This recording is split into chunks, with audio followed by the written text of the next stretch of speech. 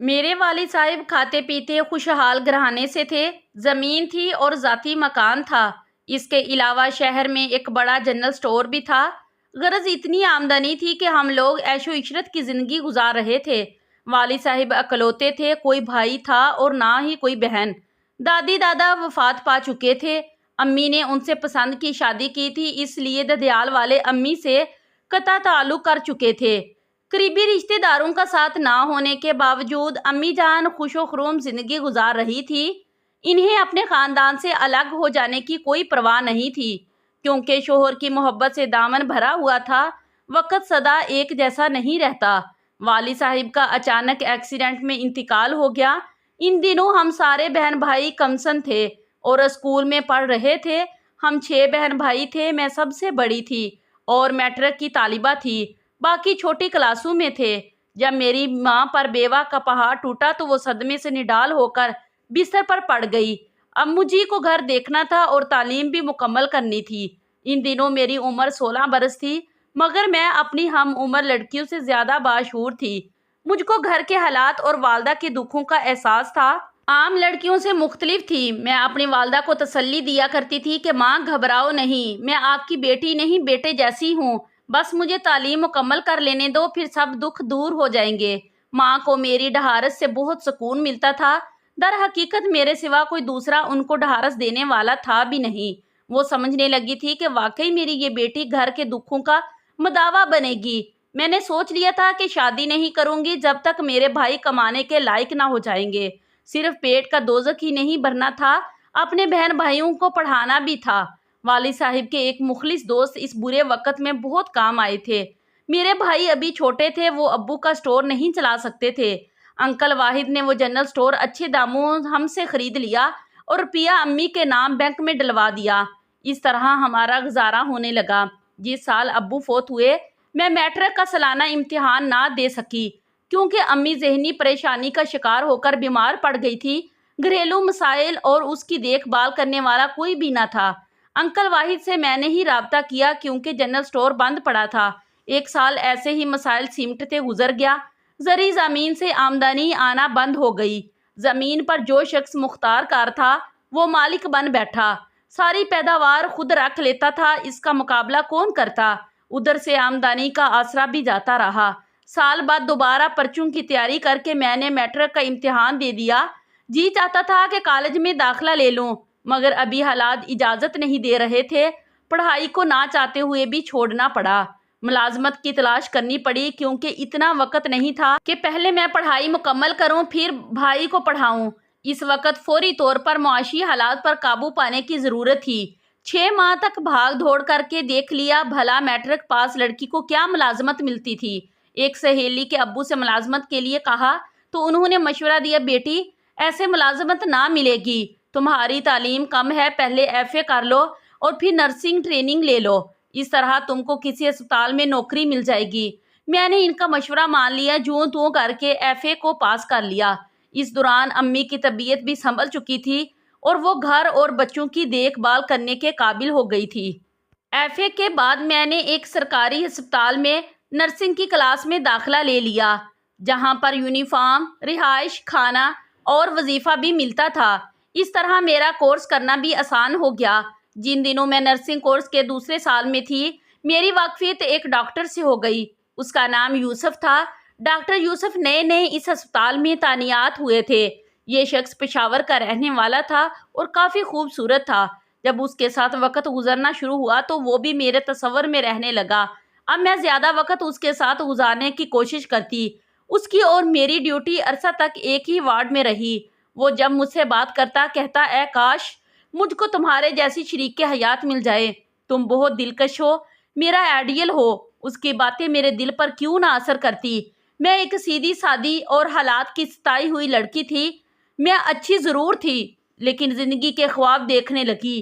یوسف نے مجھے کچھ ایسے سبز باغ دکھائے کہ میں ہر دم اس کے بارے میں سوچنے لگی اور میرا دل نرسنگ ٹریننگ سے اچاٹ ہو گیا۔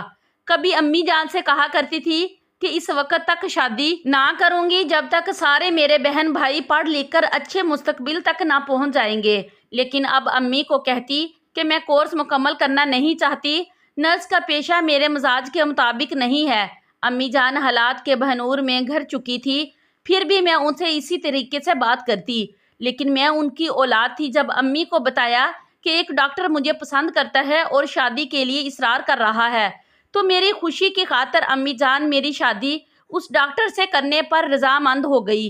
एक रोज़ डॉक्टर यूसुफ हमारे घर आए और अम्मी से बात की। कहने लगे कि आपको साफ साफ बताकर फिर रिश्ता तलब करूँगा, आगे आपकी मर्जी, मैं आपको धोखा देना नहीं चाहता। मैं पहले से ही शादीशुदा हूँ और मेरे 2 बच्चे भी हैं। जब वालिद के सामने उसने ऐसा इंकशाफ किया तो अम्मी सोच में पड़ गई। कहा कि सोच कर जवाब दूंगी। अम्मी ने मुझसे कहा कि तुम किस आदमी के चक्कर में पड़ गई हो, वो शादीशुदा और 2 बच्चों का बाप है, क्यों अपनी ज़िंदगी बर्बाद करने चली हो। अम्मी की बात ठीक थी। मुझको डॉक्टर यूसुफ की इस बात से बहुत ज़्यादा सदमा हुआ कि उसने ये सब कुछ मुझे पहले क्यों ना बताया।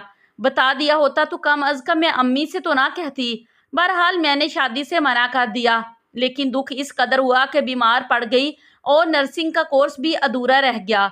जब यूसुफ को पता चला कि मैं बीमार हूँ और नर्सिंग ट्रेनिंग भी छोड़ दी है, तो वो अपने एक दोस्त के साथ मेरी खैरियत मालूम करने चला आया। इसका दोस्त बहुत खूब रूह और नरम खू था। वो एक बिजनेसमैन था और उसका नाम मोहब्बत खान था। ये लोग थोड़ी देर हमारे घर बैठकर चले गए। एक हफ्ता बाद मोहब्बत खान ने मुझसे राब्ता किया और कहा कि तुम यूसुफ का ख्याल छोड़ दो, वो एक धोखेबाज और झूठा आदमी है। तुम एक अच्छी लड़की हो, अगर चाहो तो मैं तुमसे शादी करने के लिए तैयार हूँ। तुम मेरे घर जाकर देख सकती हो कि मैं गैर शादीशुदा हूँ और बहुत अमीर आदमी हूँ। तुम ऐश करोगी मेरे साथ रहकर और तुम्हारे घर वालों की भी मैं मदद करूँगा। तुम्हारे सारे भाई सेट हो जाएंगे। मैं तुम लोगों के हालात को भी बहनूर से निकाल दूंगा, अपने लिए नहीं लेकिन अपने घर वालों की खातिर ही। मैंने मोहब्बत खान के बारे में सोचना शुरू कर दिया।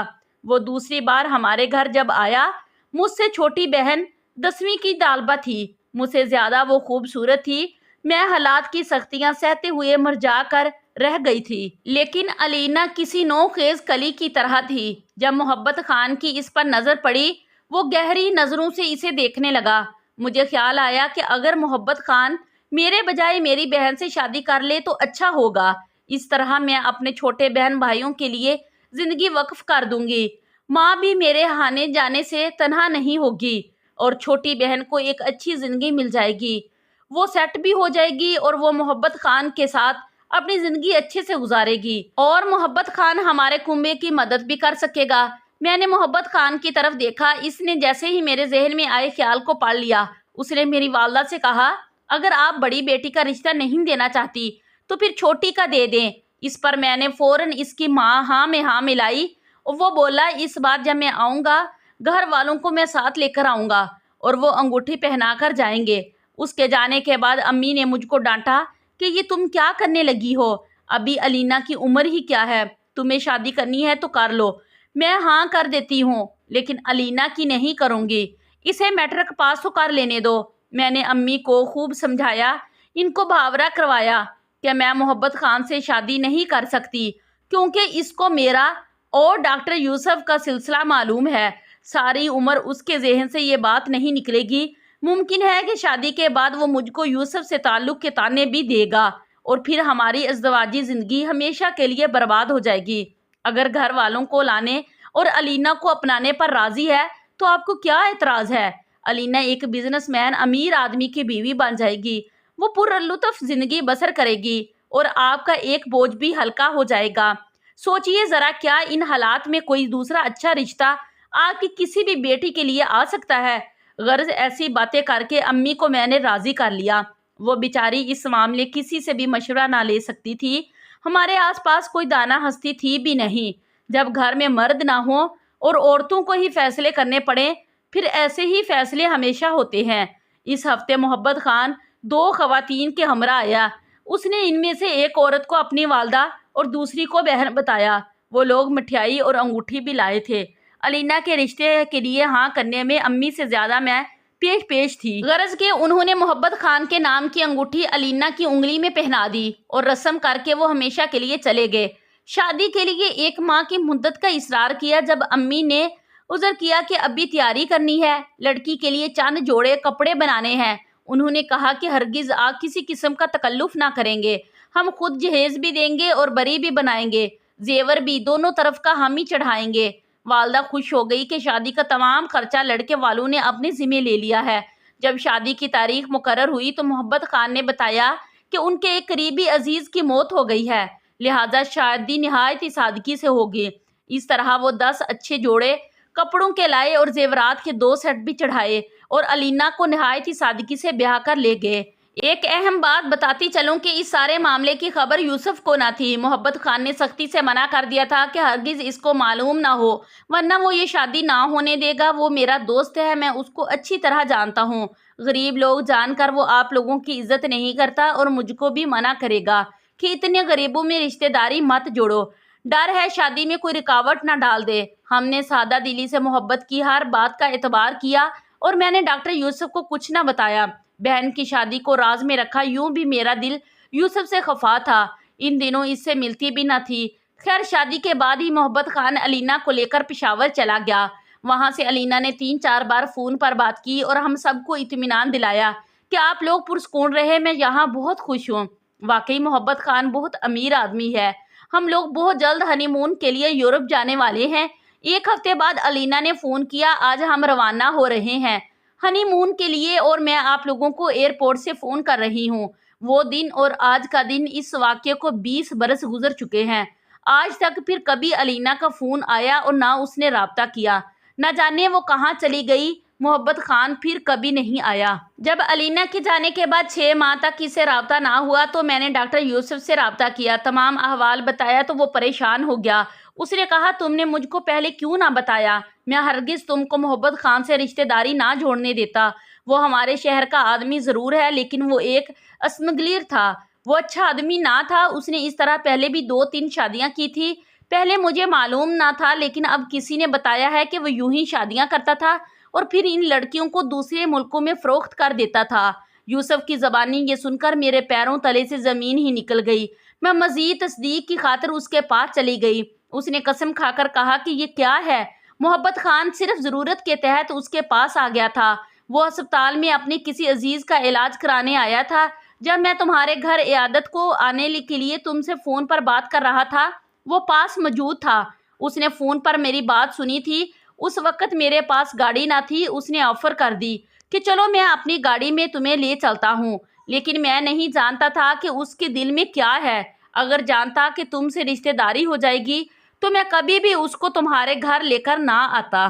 یوسف بیچارہ ہمارے لیے بہت دکھی اور پریشان ہوا تھا۔ اس نے محبت خان کا معلوم کرنے کی بھرپور کوشش کی۔ اسپتال سے چھٹی لے کر امی جان کو ہمراہ لیا اور پشاور لے گیا۔ وہاں سے بس اتنا معلوم ہو سکا کہ وہ اپنے محلے سے نقل مکانی کر گیا ہے، نامعلوم کہاں چلا گیا ہے۔ امی الینا کے غم میں رو رو کر اللہ کو پیاری ہوئی۔ میری بہن ایسی غائب ہوئی کہ پھر اس کا پتہ نہ چلا کہ زندہ بھی ہے کہ یا مر گئی۔ محبت خان لڑکیاں بیرون ملک جا کر فروخت کرتا تھا۔ یقیناً اس نے میری بہن کو بھی کسی دور دراز مقام پر فروخت کیا ہوگا۔ اگر اپنے ملک میں ہوتی تو کسی نہ کسی طور پر بھی تو رابطہ کرتی۔ اتنی مدت اس معاملے کو گزر چکی ہے کہ ہم پوری طرح مایوس ہو چکے ہیں۔ امی وفات پا گئی ہیں، چھوٹے بہن بھائی کی شادی ہو گئی، بھائی بھی پڑھ لکھ کر اچھا کما رہے ہیں، وہ اپنی بیویوں بچوں کے ساتھ خوش و خرم زندگی گزار رہے ہیں۔ ایک میں ہوں کہ جس کو الینا کے غم نے کھا لیا ہے، وقت سے پہلے بوڑھا کر دیا ہے۔ اگر جانتی کہ محبت خان بردہ فروش ہے تو کبھی اپنی معصوم بہن کو اس کے حوالے نہ میں کرتی۔ میں نے محبت خان سے الینا کی شادی یہ سوچ کر کرائی تھی کہ وہ امیر آدمی ہے، ہم کو غربت کے بہنور سے نکالنے میں مددگار ثابت ہوگا، شاید میرے بھائیوں کو بزنس کرا دے گا۔ کیا خبر تھی کہ الینا اس کی سوچ کی قربان گاہ پر قربان ہو جائے گی۔ سچ ہے برے حالات صرف خدا ہی بدل سکتا ہے، انسانوں کا آسرا صرف ایک دھوکہ ہوتا ہے اور اس دھوکے سے جتنا بچ سکتے ہیں بچیں اور کبھی بھی زندگی میں بیٹی کا رشتہ کسی لالچ میں نہ کریں، ورنہ بیٹی کے مرنے پہ تو صبر آ جاتا ہے لیکن ایسے غائب ہو جانے والے کے لیے پل پل مرو گے، پل پل جیو گے کہ نہ جانے کس حال میں ہوگی، کہاں ہوگی، کتنی دکھی ہوگی، زندہ بھی ہے یا نہیں۔ ایک ایسی تکلیف ہے جس کو میں لفظوں میں بیان نہیں کر سکتی۔ آپ کیا کہتے ہیں اس بارے میں کمنٹ باکس میں ضرور بتائیے گا۔ پلیز میری ویڈیو کو لائک کریں اور شیئر کریں اور میرے چینل کو سبسکرائب کریں تاکہ میں اپنی ہر اچھی آنے والی ویڈیو آپ لوگوں تک ضرور شیئر کر سکوں۔ تب تک کے لیے مجھے اجازت دیجیے۔ شکریہ۔ اللہ حافظ۔